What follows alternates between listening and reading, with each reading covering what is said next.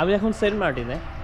Saint Martin মূলত একটা প্রবাল দ্বীপ, আর এই ভিডিওতে আমি সেন্ট মার্টিন কভার করার চেষ্টা করব একটু ডিফারেন্ট অ্যাঙ্গেলে।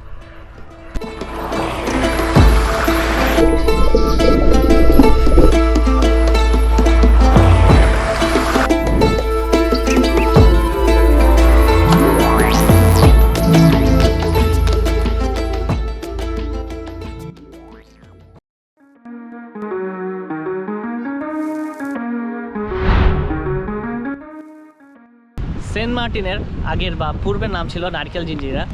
এটি আয়তনে খুবই ছোট। এই পুরো দ্বীপটি আয়তনে প্রায় 8 কিলোমিটারের মতো।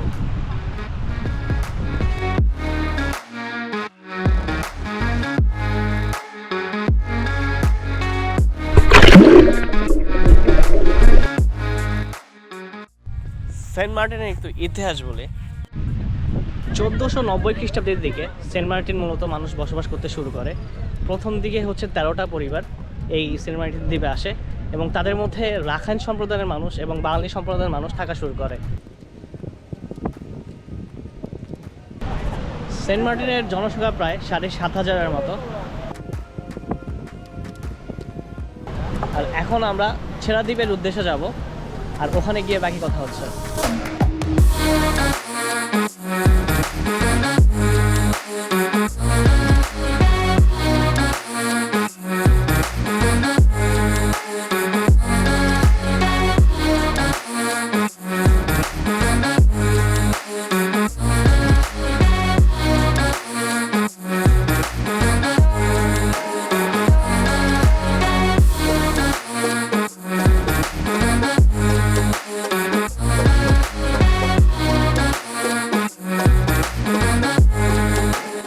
আমরা এখন যেই জায়গাতে আছি এটার নাম হচ্ছে ছেড়া দ্বীপ। ছেড়া দ্বীপ মূলত সেন্ট মার্টিনের সব থেকে ইম্পর্টেন্ট বা সব থেকে সুন্দর জায়গাগুলোর মধ্যে একটা। আর সেন্ট মার্টিনের মানুষ ঘুরতে আসে বা ট্রাভেলিং করতে আসে এই একটা মাত্র দ্বীপের জন্য।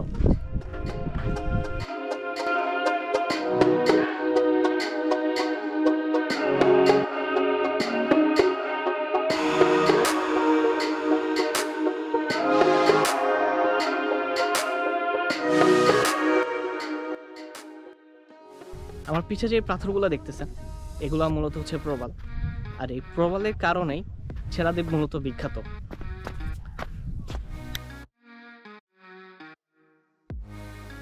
ছেড়া দ্বীপ মূলত বাংলাদেশের মানচিত্রের শেষ বিন্দু বা শেষ সীমানা। এরপরে বাংলাদেশের মানচিত্রের কোনো সীমানা বা ভূখণ্ড নেই। সেন্ট মার্টিন মূলত মায়ানমার বর্ডারের অনেক কাছে। 1937-এর দিকে ব্রিটিশ ইন্ডিয়ার থেকে যখন মায়ানমার সেপারেট হয়ে যায়, তখন সেন্ট মার্টিন অফিসিয়ালিভাবে ইন্ডিয়ার পার্ট ছিল। যখন বাংলাদেশ স্বাধীন হয় 1974 সালের দিকে সেন্ট মার্টিন অফিসিয়ালিভাবে বাংলাদেশ দখল করে। তবুও 2014 সালের দিকে মায়ানমার এক ওয়েবসাইটে নির্লজ্জভাবে সেন্ট মার্টিন নিজেদের দাবি করে ফেলে।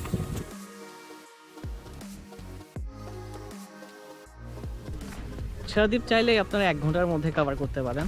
আর আমরা এখন হোটেলে ব্যাক করব, আর বাকি কথা ওখানে গিয়ে হবে।